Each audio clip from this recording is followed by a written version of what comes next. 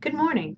I'm Dr. Terry Hildebrand from Montana State University Northern, and I'm here to talk to you about my open educational resource that I have available and created from the Indian Education for All Innovations.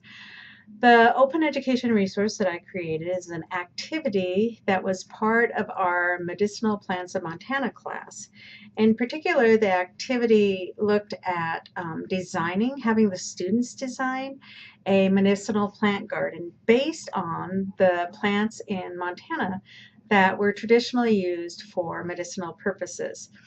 So I was motivated for this project from several different standpoints. First of all, I am a botanist and I always want to increase plant awareness in any way that I can. And having an activity that the students can participate in and they can actually see on the landscape, I thought was a wonderful way to approach the activity.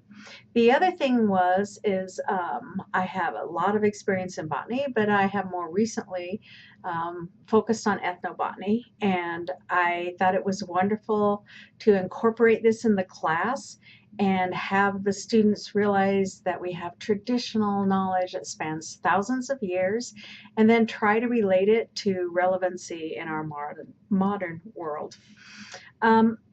We addressed several of the Indian Education for All standards, essential understandings, particularly 1, 3, and 6, all of which focus on incorporating traditional knowledge and having the students see how that knowledge is relevant to today's world. We also focused on THARP Standard 1, which is an activity that actively engages the students and the instructor together to produce a product. And the way I approach this activity is I begin by giving the students understanding on Montana ecosystems and then on different types of plants, and we spend a lot of time looking at native plants, followed by talking about garden design.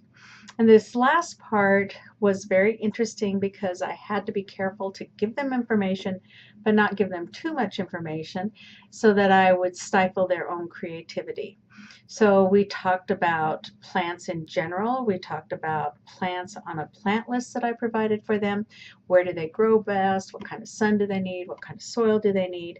And then from there, we talked about hardscapes in gardens. What about fencing and pathways and benches? And then moved on and included things like water. What type of an irrigation system or what type of, do you want a waterfall? Do you want a riverbed? And so I needed to provide ideas for them, but I didn't want to hamper their own creativity. The students worked diligently on the project. We had 3 full lab periods where they worked on their designs. As I said, they had to look up the growing requirements for the plants that they included in their designs. At the end, there was a competition where the students judged the best design, not me, and they were required to provide positive comments on every design as well as areas of improvement for each of the designs. And I follow up with a final survey that asks the students if I achieved my learning objectives for the activity, which are included in the OER. And all in all, it was a wonderful hit. And I look forward to actually putting their garden design on the landscape this next season. So I encourage you to consider this project and activity in your classes, work with your administration, find a smaller scale, a larger scale. It can be adapted in many, many ways. But check out the OER. I think you'll be happy that you did. Thank you. Bye.